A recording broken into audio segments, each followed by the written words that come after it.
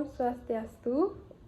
Perkenalkan, nama saya Nilo Kadabinda Martini dengan NIM 2211031192. Nah, pada video kali ini saya akan menjelaskan tentang kesehatan reproduksi dan penyuluhan tentang penyebab dan pencegahan penyakit infeksi.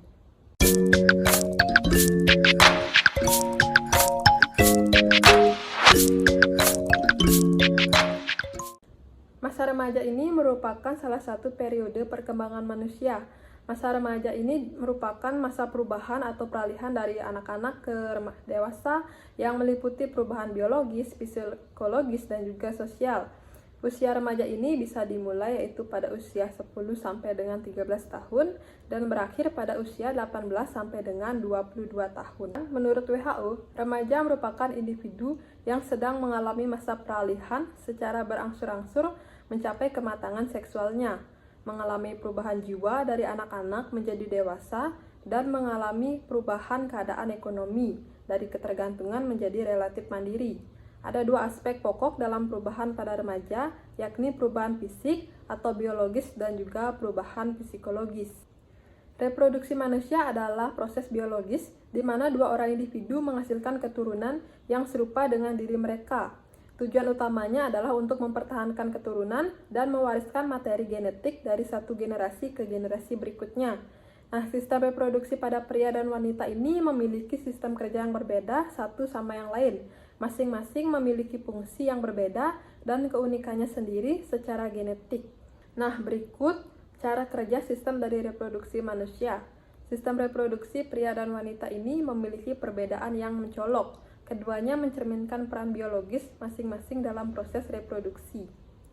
Pada pria, sistem reproduksi berfokus pada produksi sperma dan hormon testosteron. Testis adalah organ utama yang memproduksi sperma yang mengandung materi genetik dari laki-laki. Sel sperma berkembang dalam saluran sperma. Kemudian, sel bergabung dengan cairan semen vesikula, seminalis, prostat, dan kelenjar bulboretral sebelum dikeluarkan selama ejakulasi melalui penis. Di sisi lain, sistem reproduksi wanita ini lebih kompleks. Ovarium adalah organ utama yang memproduksi sel telur atau ovum dan hormon-hormon reproduksi seperti estrogen dan juga progesteron. Selama ovulasi, ovarium melepaskan sel telur alias ovum. Nah, setelah sel telur kemudian bergerak melalui tuba Fallopi ke rahim. Jika bertemu dengan sperma, maka terjadilah pembuahan. Di samping itu, banyak sekali juga masalah kesehatan yang rentan terjadi pada sistem reproduksi pria. Contohnya kanker prostat adalah salah satu penyakit yang paling umum, namun pria juga dapat mengidap kanker testis dan juga kanker penis. Kanker merupakan penyakit yang rentan menyerang sistem reproduksi, baik itu pria maupun wanita. Sel kanker dapat menyerang rahim, ovarium, payudara, dan leher rahim, di antara organ lainnya. Itulah sebabnya kamu perlu memperhatikan tanda adanya masalah pada reproduksi pada wanita.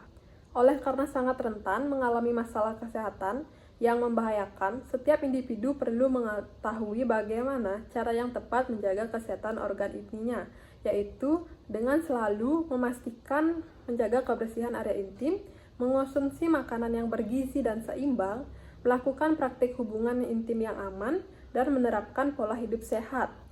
Selain itu juga selalu rutin melakukan pemeriksaan kesehatan ke dokter.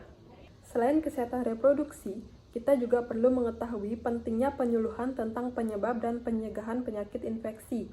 Nah, penyakit infeksi ini adalah masalah kesehatan yang disebabkan oleh organisme kecil seperti bakteri, virus, jamur, atau parasit.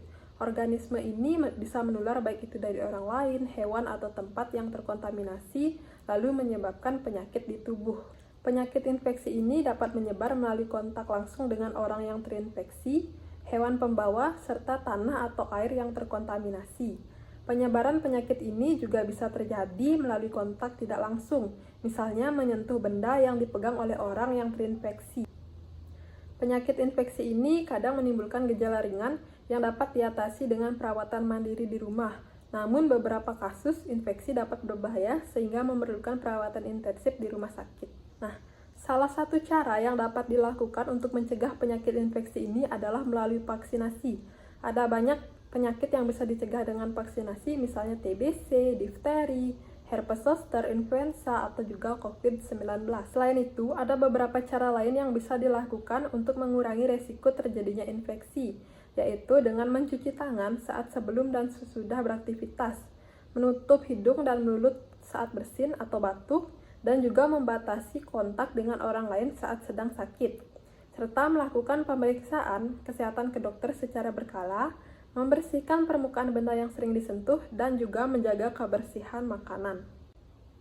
Baik, terima kasih sudah menyimak video saya. Mohon maaf apabila ada kesalahan, dan semoga video ini bisa berguna untuk banyak orang.